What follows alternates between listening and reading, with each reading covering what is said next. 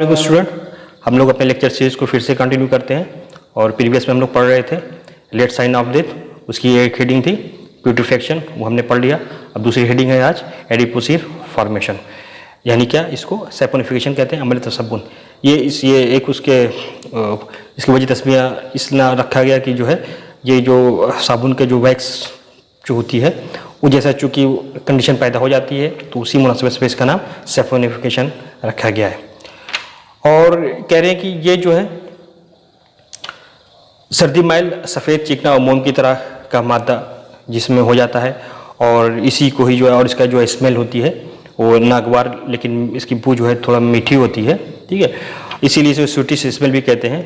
और ये कह रहे हैं कि ये उसका प्रोसेस है कि इसका प्यूट्रिफैक्शन, यानी जब प्यूट्रिफिकेशन का अमल पूरा हो जाता है और उसके बाद भी जब कंडीशन पैदा होती है वो सैपोनिफिकेशन की कंडीशन पैदा होती है, इसे ही अमल तसब्बुन कहते हैं। और फिर कह रहे हैं कि इसका मैकेनिज्म ऑफ एक्शन है ये, इसका मैकेनिज्म ऑफ एक्शन ये क्या है कि स्टूडेंट की जो लिक्विड फैट होती है यानी अनसैचुरेटेड फैट, ठीक है, वो कन्वर्ट हो जाती है किसमें, सैचुरेटेड फैट। राइट बात है, अगर लिक्विड कोई चीज़ है जब वो सॉलिड में होगी, ठीक है, और फैट के ताल्लुक से तो वो मोम जैसा उसके टच अगर करें तो मोम जैसा फोम भी जैसा है ना फील होगा। तो कह रहे कि ये जो बॉडी की जो लिक्विड फैट होती है यानी सैचुरेटेड फैट होती है वो बदल जाती है किसमें, सॉलिड फैट यानी सैचुरेटेड फैट में। और ये बैक्टीरिया के जो एंजाइम्स वो रिलीज़ करता है उसके नतीजे में क्या है कि खामला जो होता है उसका ब्रेक डाउन होता है, उसके नतीजे में ये जो लिक्विड फैट होती है वो सॉलिड फैट में कन्वर्ट होकर तब्दील हो जाती है। और ये जिस बैक्टीरिया के अंडर में होगा वो है क्लस्ट्रीडिया बैक्टीरिया का जो रिएक्शन होगा उसके नतीजे में उसका जो एंजाइम रिलीज़ करेगा, ठीक है, उसके नतीजे में ये जो लिक्विड फैट है वो सॉलिड फैट में तब्दील हो जाती है। फिर यही उसका अमल है ना। इसी बात से जैसे आप ये डायग्राम में भी देखिए, ये जो है उनका हैंड, ये पूरी बॉडी देखिए, ये पूरा क्या है कि सैपोनिफिकेशन के या एडिपोसिव फॉर्मेशन इस बॉडी में डेवलप हो गया है। और कह रहे हैं कि अब वो उसकी मिसाल भी दिया कि अनसैचुरेटेड फैट कौन सी, जैसे ओलिक एसिड अनसैचुरेटेड फैट है। अब क्लस्ट्रीडिया की मौजूदगी में इसमें रिएक्शन हुआ, उसके बाद फिर ये किस में तब्दील हो गई, हाइड्रोस्टेरिक एसिड यानी solid fat saturated fat plus stearic acid. जब ये बन जाएगा तो ये एडिपोसिव फॉर्मेशन का अमल मुकम्मल हो जाएगा, यानी कि ये एक प्रोसेस हो जाएगा। अब देखिए इसमें डायग्राम में adipocere formation, note the moist greasy waxy changes in the body यहाँ पे अपीयर हो रहा है। और फिर इसकी मुद्दत है ये कब हो जाएगा, ये कह रहे हैं कि 3 से ये है कि मतलब जिस्म का कौन सा पार्ट है, अगर कोई आज़ू है, कोई पार्ट है ना, जैसे अपर लिम्ब का साइड का या उसका राइट हैंड ले लिए तो उसमें 3 से 6 वीक्स लगेंगे। और लेकिन अगर जो है पूरी बॉडी का रखे रहे कंटिन्यू अगर होता रहेगा तो वो पूरी बॉडी में साल भर के अंदर जो है ये अमल पूरा हो जाता है। और फिर करें कि एक कंडीशन ये भी होती है कि ये उस जगह पर एटमॉस्फेयर पर भी अमल करेगा, यानी कि अगर जो है अमल तसब्बुन के लिए रतूबत, गर्म माहौल और हवा की अदम फराहमी बहुत ज़रूरी होती है, तभी ये होगा। अगर गर्म माहौल है तो जाहिर सी बात है इसकी प्रोसेस नहीं होगा, और अगर हवा भी मौजूद रहेगी तो भी ये प्रोसेस, तो यानी इन चीज़ों का गर्म माहौल और हवा की अदम फराहमी, ये इन चीज़ें ना होगी तो यह क्या है, ये जल्दी डेवलप हो जाएगा। चुनाचे पानी में जब कोई या डूबी हुई नाश होती है या नम ज़मीन में दफनाई हुई लाशों में ये तब्दीली वाक़ई हो सकती है, क्योंकि वहाँ पे जो है नमी वगैरह मिल जाती है, जिसके नतीजे में क्या है कि ये अमल स्टार्ट हो जाता है। लेकिन अगर वहाँ पे हवा है और वो चीज़ मौजूद है तो फिर ये अमल में प्रोसेस होने में टाइम लग सकता है। ये कंडीशन बता रहे हैं कि किस कंडीशन में ये जो 2 से 3 हफ्ता बताया और साल भर का जो अर्सा बताया कि ये कंडीशन अगर रहेगी तो अगर एक नॉर्मल कंडीशन है कि तो इतना ही वक्त लगेगा। बाकी अगर कोई कंडीशन डेवलप हो जाती है माहौल की तो उसमें साल से ज़्यादा ऊपर भी जा सकता है।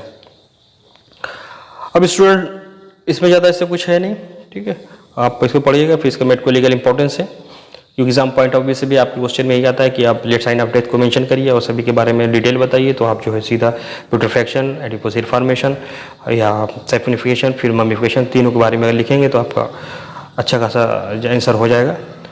तो अब हम इसकी बात कर लेते हैं, इसकी मेडिको लीगल इंपॉर्टेंस क्या है।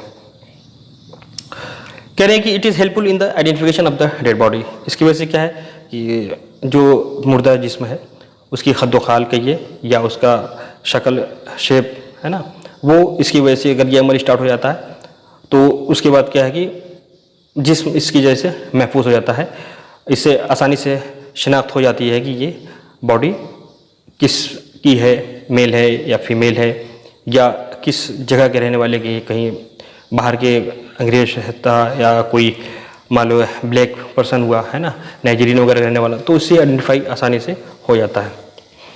दूसरे कह रहे हैं कि ये बताया गया कि ये कितना अर्सा गुजरा, यानी है ना, एक इस मुर्दे इंसान के इसकी मौत कब वाक़ई हुई, इसके ज़रिए के आसानी से अंदाज़ा लगाया जा सकता है।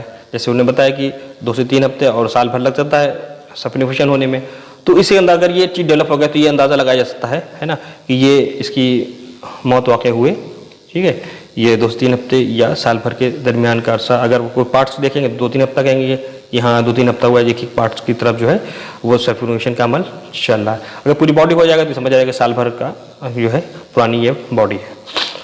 और तीसरा है कि it is helpful to trace out the surrounding condition from the where the dead body is recovered. वो इसके इस तरह से यानी कि जगह पर कि वाक़या हुआ है तो उसकी सराउंडिंग्स लगी होंगी, यानी अगर किसी की डेथ मिट्टी वगैरह के आसपास हुई है या कीचड़ मड लगा हुआ होगा तो वो क्या है कि उसकी भी मौजूदगी वहाँ पाई जाएगी।